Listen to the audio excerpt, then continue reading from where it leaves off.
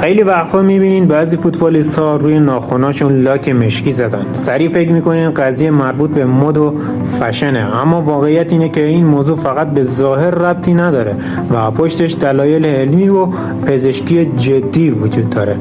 ناخن توی فوتبال خیلی تحت فشار قرار میگیره. دویدن، تغییر جهت‌های سریع، ضربه زدن به توپ، همه اینها میتونن باعث ترک خوردگی یا شکستگی ناخن بشن.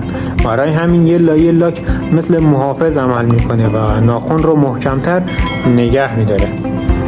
از طرف دیگه داخل کفش ورزشی همیشه یه محیط گرم و مرطوبه، دقیقاً شرایطی که برای قارچ و باکتری ایدئاله. وقتی روی ناخن یه لایه پوششی باشه، رطوبت کمتر بهش میرسه و احتمال عفونت پایینتر میاد. بعضی وقتا هم ورزشکارا از لاک‌های دارویی استفاده میکنن که خاصیت ضد قارچ دارن. خیلی وقتا هم مسئله کبودی و خونمردگی ناخنه. وقتی ضربه شدید میخوره، زیر ناخن سیاه میشه و ظاهر ناخوشایندی پیدا میکنه. برای همین بعضی فوتبالیستا با لاک مشکی اون کبودی رو میپوشونن تا ناخن مرتبتر به نظر بیاد. چرا رونالدو مثل دخترها لاک زده؟ کریستیانو رونالدو چند بار با ناخن‌های لاک زده دیده شده، اما موضوع دقیقاً همینه. دلیل اصلی چیزی نیست که فکر میکنه.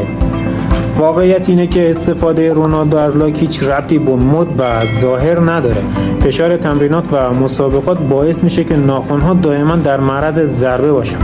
لاک جلوی شکستن رو میگیره، از نفوذ میکروب‌ها جلوگیری میکنه و اگه کبودی یا خونمردگی زیر ناخن باشه، ظاهر ناخن رو مرتب نگه میداره. پس لاک مشکی برای فوتبالیست ها فقط یه انتخاب زیبایی نیست، این کار یه ابزار محافظتی و درمانیه، چیزی که کمک میکنه ورزشکارهایی مثل رونالدو توی بالاترین سطح دنیا بدون مشکل به بازی ادامه بدن. ممنونم که تا اینجای ویدیو همراه من بودین. اگه از ویدیو خوشتون اومد ویدیو رو لایک کنید و اگه به دانستانی و عجایب علاقه دارین چنلم ساب کنید. دمتون گرم.